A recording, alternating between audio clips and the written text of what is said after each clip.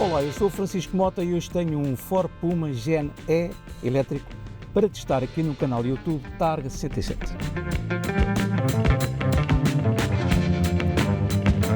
O Gen E é a versão elétrica do Ford Puma, feita com o mínimo de alterações em relação às versões de combustão para poupar nos custos de produção. Ao contrário do que fez no Explorer e no Capri, em que utilizou a plataforma do grupo Volkswagen para fazer esses dois modelos, aqui a Ford não partilha a plataforma com o grupo Volkswagen, por uma razão muito simples, porque a plataforma para os carros pequenos elétricos ainda não está pronta. Nos próximos minutos vou à procura de resposta para as famosas 3 perguntas. A primeira é saber como ficou a habitabilidade nesta versão elétrica. A segunda é saber o quão afetada foi a dinâmica ágil e divertida do Puma também nesta versão elétrica. E a terceira, claro, aferir os consumos e as autonomias reais, tanto em estrada como em autoestrada. Por isso já sabe, fique por aí. Para fazer o Puma Gen E, a Ford pegou na plataforma Global for B-Car, que nasceu para receber apenas modelos a combustão. É a mesma que serviu o Puma desde o seu lançamento em 2020 e a 7ª e última geração do Fiesta, lançada em 2017 e descontinuada em 2023. Trocar a mecânica térmica pela elétrica nem é o maior problema, pois a primeira ocupa mais espaço que a segunda sob o capô dianteiro. A maior dificuldade é colocar uma bateria de 43 kWh de capacidade útil e química NMC sob o habitáculo. Desde logo, a altura ao solo diminui, mas o maior constrangimento acaba por ser o aumento de peso. Isto vai afetar toda a dinâmica que tem de ser revista. A Ford anuncia uma autonomia de 378 km. Quanto ao motor elétrico, colocado em posição transversal dianteira, tem 168 cavalos e 290 Nm, transmitidos às rodas da frente. A eficiência deste motor permite-lhe anunciar consumos mistos WLTP de 13,1 kWh por cada 100 km, um valor que iremos ver se é aproximado à realidade. O carregamento pode ser feito até 11 kW em AC ou até 100 kW em DC. Nesta última hipótese demora 23 minutos para ir do 0 aos 80% de carga. A tomada de corrente está no mesmo local onde costuma estar o bocal de enchimento de combustível nas motorizações a combustão. Os modos de condução são os mesmos dos outros Puma: Eco, Normal, Sport, Escorregadio, e escolhem-se no botão na consola.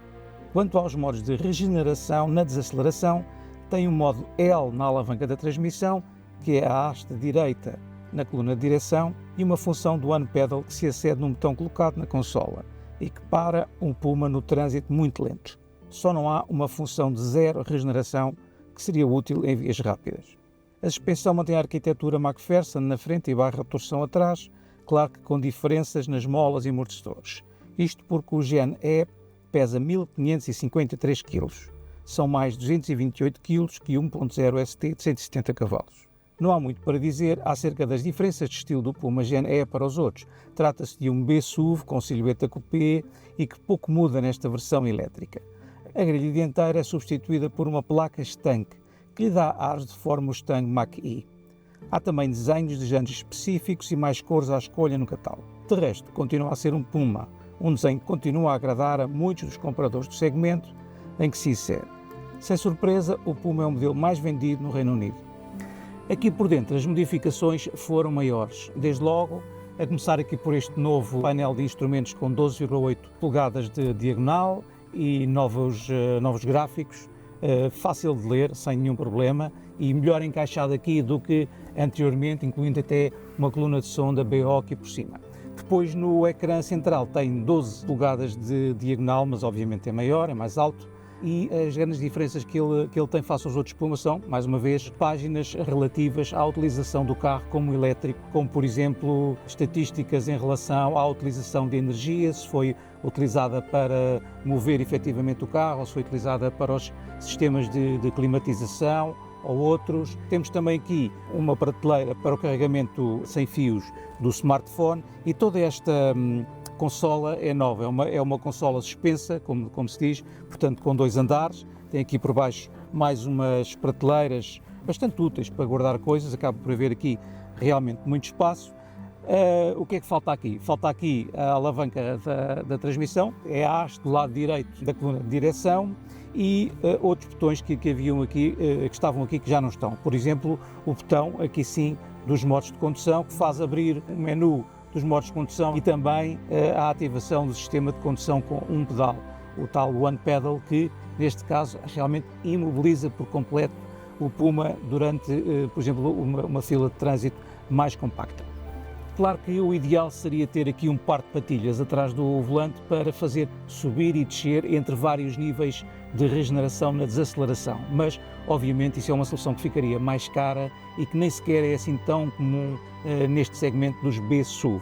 A posição de condução é de facto muito boa, não é demasiado alta, o banco é confortável, tem um apoio lateral suficiente, poderíamos dizer, está muito bem enquadrado com o volante também tem uma amplitude de regulação mais que suficiente. A única coisa de que eu realmente não gosto é este formato quase quadrado do volante, enfim, preferia que fosse simplesmente redondo.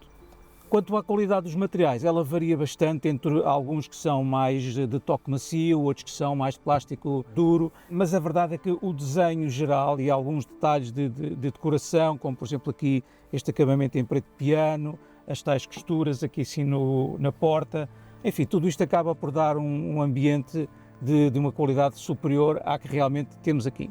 O espaço aqui à frente, tanto em altura como em comprimento, é mais que suficiente. A largura já não posso dizer o mesmo, até apesar de que a consola não é assim tão larga, mas percebe-se que a largura não é brilhante para o segmento, tem um pouco a ver com o facto desta plataforma já ter alguns anos de serviço. Mas vamos ver como será nos bancos de trás. O acesso aos bancos de trás não é difícil, o espaço para a cabeça é suficiente, mas a largura realmente é apenas para 2 adultos. Um problema específico desta versão Gen E é a maior altura do piso, em cerca de 12 cm, face às outras motorizações. Isto deixa os joelhos altos e as pernas mal apoiadas. Pelo contrário, a mala aumentou a capacidade. Sob o piso móvel, na chamada Mega Box forrada a borracha, há mais 65 litros. E ainda há um franco sob o capô, com 43 litros, ideal para levar os cabos da bateria. No total são 566 litros.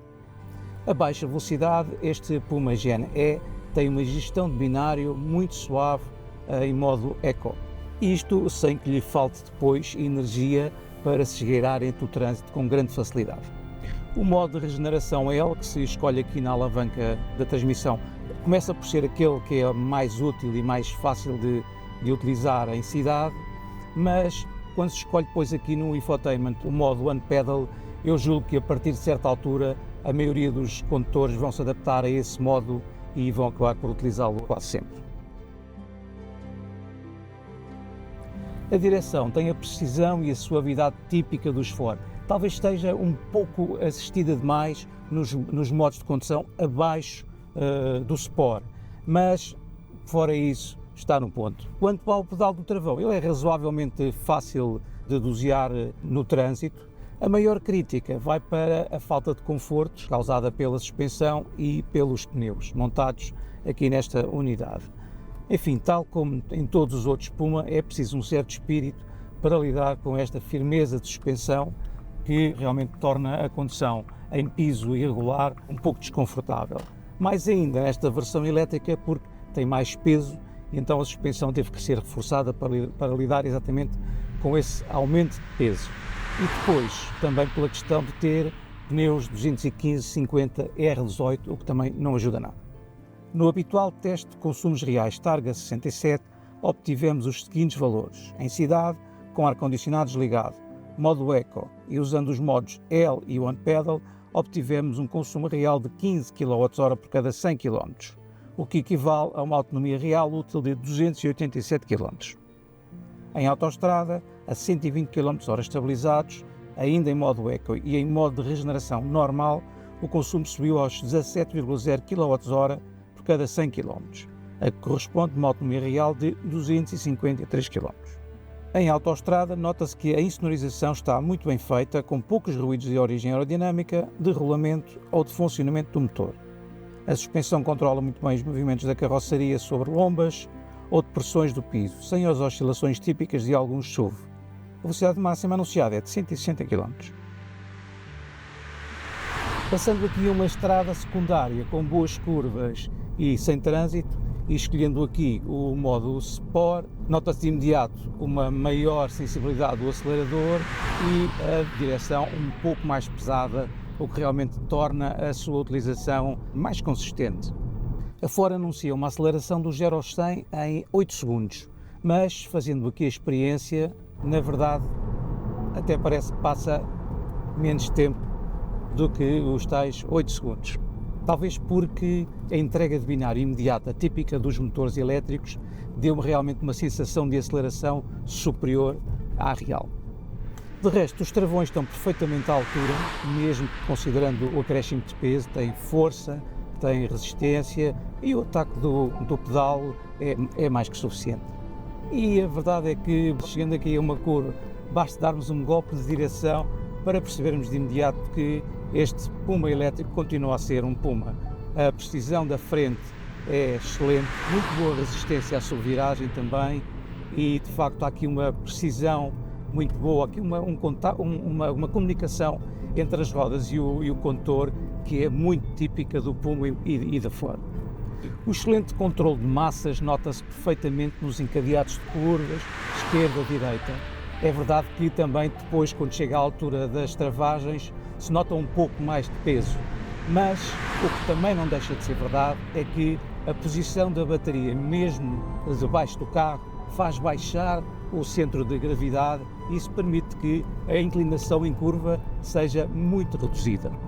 Claro que, exagerando um pouco com a velocidade de entrada em curva, a subviragem acaba por aparecer, mas é um fenómeno que é muito fácil de controlar, basta tirar um pouco o pé do acelerador quando já temos o carro comprometido para a curva, para sentirmos a traseira a deslizar um pouco, cancelando a subviragem e extraindo o Puma da curva numa atitude muito neutra. Para quem gosta, é muito divertido.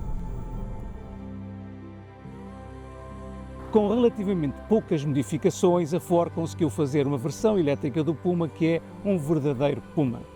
A não ser a autonomia relativamente curta, não se perde grande coisa e mantém-se o verdadeiro gozo da condução, não apenas o excesso de potência típico das versões elétricas. O que também não gosta de excessos, sejam de informação ou de coloquialidade, são os testes do Targa 67. Por isso, se gostou do nosso trabalho, não se esqueça de subscrever o canal e de ativar o sino das notificações. E é tudo. Até ao próximo filme do Targa 67.